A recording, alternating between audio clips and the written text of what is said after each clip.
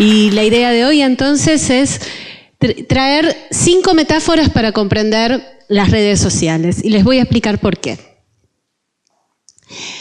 Creo que nosotros estamos muy acostumbrados a usar redes sociales. Gran parte de nuestra vida pasa un poco por las redes que usamos desde el móvil o desde la computadora.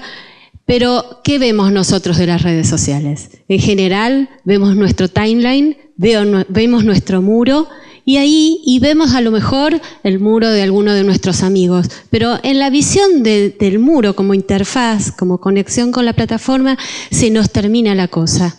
Y esto dificulta un poco que nosotros podamos tener la comprensión general de la red social como medio de comunicación. Vamos a ver si hoy en esta corta charla podemos un poco pasar de lo que es la hoja a lo que es el bosque. El tema con este bosque, el tema con este bosque es que este bosque es un bosque lleno de datos, de millones de datos. Este es un mapa que hizo Facebook en el 2010. Esas zonas blancas, cada una de esas zonas blancas está formada por un puntito. Cada uno de esos puntitos es un usuario de Facebook. Entonces, fíjense cómo ese mapa tiene algunas zonas más iluminadas, que es donde más usuarios hay, otras zonas poco iluminadas, como se nota la selva amazónica, como se nota la Patagonia, por ejemplo, como se nota la poca conexión que hay en África. Nuestro bosque de datos, por ejemplo, está formado por estos números que son, para resumirlo, una barbaridad. 1.400 millones de personas entran en Facebook cada mes, 800 millones de personas en WhatsApp, 600 millones de personas en el Messenger de Facebook, 300 millones de personas en Instagram. La cantidad de mensajes que se envían diariamente por las redes sociales rondan los 45 billones de datos. Esto se resume en una sola cifra: un montón. ¿Cómo hacemos para comprender este montón? Bueno, vamos a ir viendo. ¿Qué es una red social en principio? Hay una definición para poder distinguir aquello que es una red social de lo que no lo es. Una red social es un servicio de Internet que permite a los usuarios construir un perfil público, organizar una lista de contactos con los que comparten una relación y recorrer esa lista de relaciones que estos a su vez mantienen con otras personas incluidas en la red. Les traigo yo 5 metáforas para poder comprender las redes sociales. Vamos a empezar con la primera. Una red social se parece un poco, es como un diario íntimo. ¿Por qué? Porque nosotros, al preguntarnos, ¿pero qué hace la gente en las redes sociales?, nos damos cuenta que la gente usa las redes sociales para contar sobre su vida, para narrar su vida. Este es un género que se conoce con el nombre de narrativas confesionales. Hay una intención autobiográfica. De hecho, ustedes verán que su huella en Facebook, sus acontecimientos cronológicos se llaman biografía. ¿Se dan cuenta? Una plataforma como Facebook tiene poca afinidad con el anonimato. En general, usamos nuestros nombres reales y esto nos conecta aquello que está online con lo que está offline, con nuestra vida en el mundo fuera de las redes. ¿Qué otras cosas hacemos cuando estamos allí? Seguramente en mayor o menor medida seleccionamos y descartamos aquello que queremos o no publicar. Y eso responde a una estrategia. Nuestra construcción de identidad en una red social no es absolutamente espontánea. Es una construcción que tiene una estrategia discursiva. Esas estrategias discursivas, en verdad, han estado presentes históricamente en todas las narrativas del yo. Pero acá sí viene la diferencia. Esta foto es muy interesante. Esta jovencita se tatuó sus 152 amigos de Facebook en su brazo, en un tatuaje que duró 2 semanas de confección en Holanda. Y es nuestra segunda metáfora, porque a diferencia del diario, que es íntimo, el tatuaje es visual, es público, es visible. la identidad es construida por otro, por el que nos tatúa. El criterio es de dejar una marca que cuesta mucho borrar, es imborrable. El tatuaje tiene la característica de ser una marca visual, el diario íntimo era más textual, ¿no es cierto? Y en los últimos años las redes sociales han migrado de una construcción textual a una construcción de la imagen. Que el 75% de los posteos pertenecen a fotos, el 10% a links externos, el 6% a estatus construidos en forma de textos. Disminuye bastante las posibilidades en relación a videos, por ejemplo, el 4%.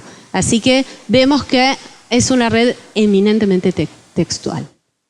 Bien, nuestra tercera metáfora tiene que ver con la leyenda del ajedrez, de la invención del ajedrez. ¿La recordamos rápidamente? Resulta que había un rey que estaba muy triste y un sabio hindú le creó para que él se entretuviera el juego del ajedrez.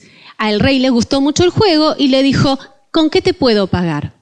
Y entonces el sabio le dijo: me podés pagar con la cantidad de granos que dé el poner un grano en el primer casillero, en el segundo el doble de lo que pusiste en el tercero el doble de lo que pusiste en el segundo. Los contadores del reino se fueron a hacer rápidamente cuentas y se dieron cuenta de que no alcanzaban todos los granos del reino para pagarle al sabio. Eso es lo que sucede con nuestros datos en Facebook. De ese simple ¿qué estás pensando? Que nos interpela Facebook cuando nosotros comenzamos, pasamos a millones de datos, a millones de estados diarios que se almacenan allí en ese data center, que es uno de los 3 o 4 data centers que Facebook tiene en el mundo. Entonces, de este simple que estás pensando, pasamos a una base de datos enorme, formada por los ¿qué estás pensando? De todos los usuarios que están pensando en ese momento y que han pensado días anteriores. A esa cantidad de información que nosotros mismos estamos generando, le llamamos el Big Data.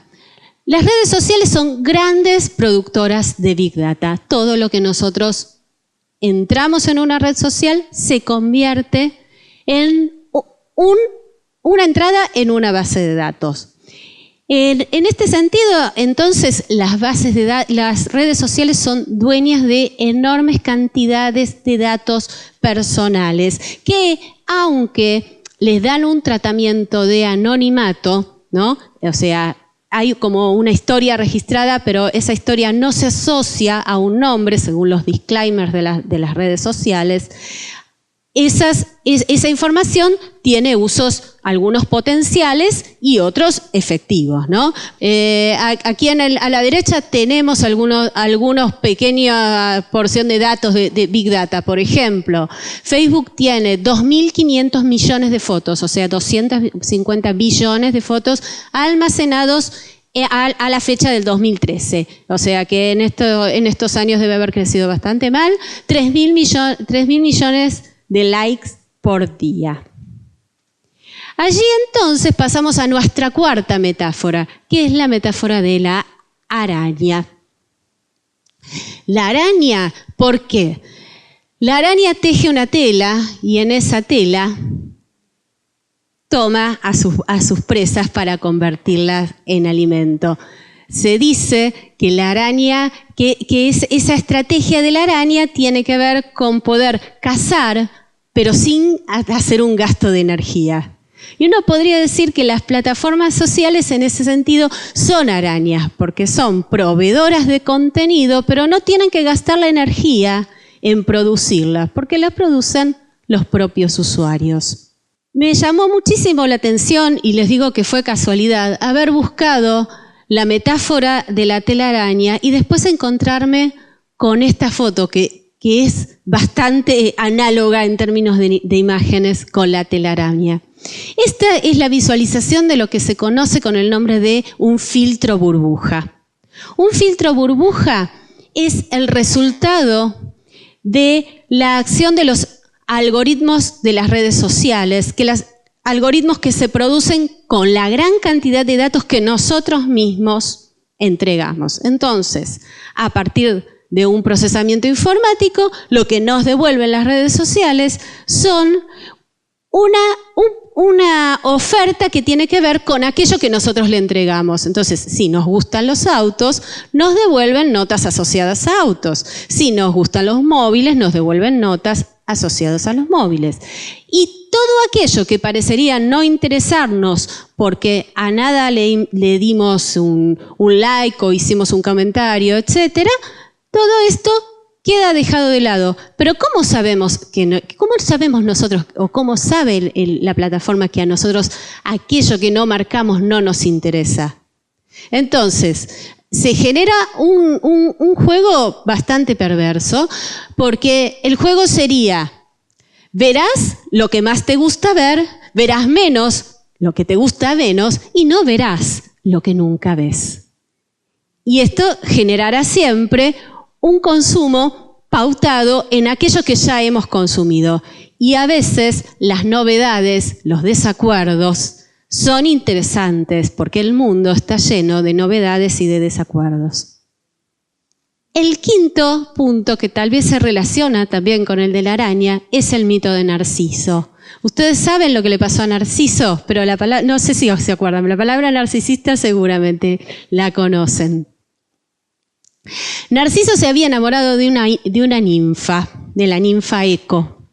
No, al revés, Eco se enamoró de Narciso. Eco se enamoró de Narciso y salió una vez detrás de un árbol, lo vio en el bosque, y salió con los brazos abiertos a ofrecerle su amor. Y Narciso, cuando la vio, dijo: no me gustas, y la rechazó.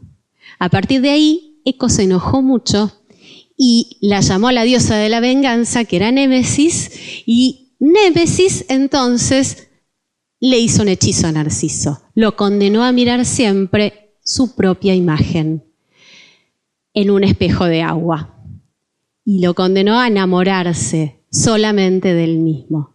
Entonces Narciso se miraba en el espejo de agua y decía: ¡ay, pero qué bello, qué bello! Y un día se cayó al agua por querer abrazar a su propia imagen.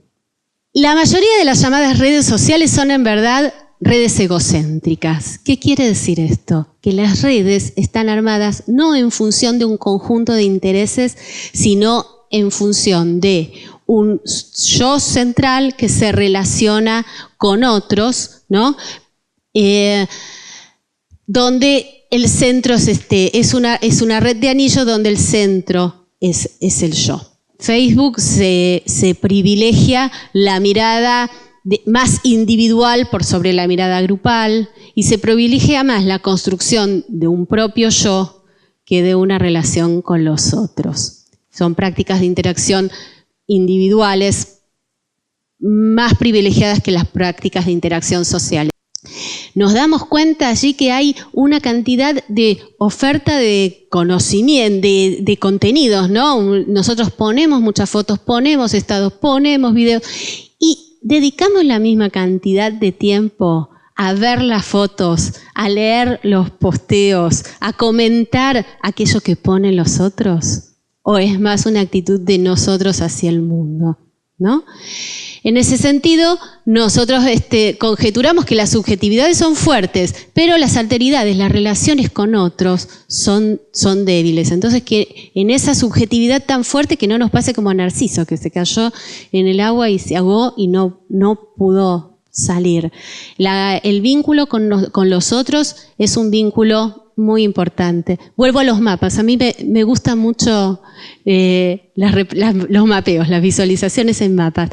Este es un mapa interactivo, en realidad. Después, allí si quieren está el link al mapa, que está mostrando cuál es la distribución de amigos de Facebook por países. Y allí yo hice una imagen del mapa de amistades de Perú. Perú se relaciona en primer lugar con España, en segundo lugar con Chile, en tercero con Argentina, en cuarto con Bolivia, en quinto con Venezuela. Haciendo clic en otro país, uno puede ver cuáles son las maneras de relacionarse de otros países. Fue rapidísimo el pasaje que hicimos por estas 5 metáforas y seguramente ustedes tendrán que sentarse a reflexionar un poco sobre esto. Pero ¿qué podemos sacar de este recorrido? Creo que los usuarios de redes sociales tenemos varios desafíos para enfrentar. En principio, necesitamos una comprensión de cómo funciona el medio que usamos todos los días. ¿Por qué la necesitamos? Porque en ese medio en el que usamos todos los días ponemos una parte de nuestras vidas. Información sobre nosotros mismos. No es información sobre otra cosa, no es información sobre objetos que están fuera nuestro. Seguramente todos ustedes tienen algún hijo, tienen nietos, tienen sobrinos, tienen alumnos y también tienen que poder tener una comprensión para poder transmitir a aquellos que vienen después de nosotros qué es lo que sucederá con la información que ellos pongan allí. A nosotros nos ha tocado vivir una época en donde las redes sociales, donde las identidades se construyen a partir de redes sociales o de móviles o de tecnologías de información. Esto es algo de lo que es muy difícil poder escapar, ¿no? Es como un signo de la época, para decirlo rápidamente. Y no se trata ni de censurar el uso ni de rechazarlo, porque así como a las jovencitas del siglo XIX les había tocado escribir en diarios íntimos, a nosotros nos ha tocado construirnos como sujetos en las redes, pero sí poder tener un rol más activo como usuarios, poder comprender qué se hace con nuestros datos, poder hasta reclamar cierto control sobre los datos que nosotros entregamos a la plataforma.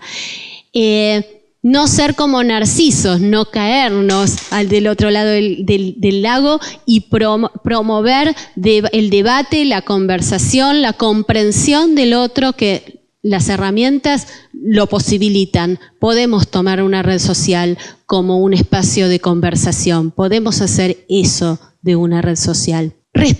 Publicar novedades, cuidar con lo que publicamos, ¿no? Sabemos que actúan estos filtros burbuja, entonces no alimentemos a la burbuja, publiquemos nosotros las novedades, no publiquemos más de lo mismo.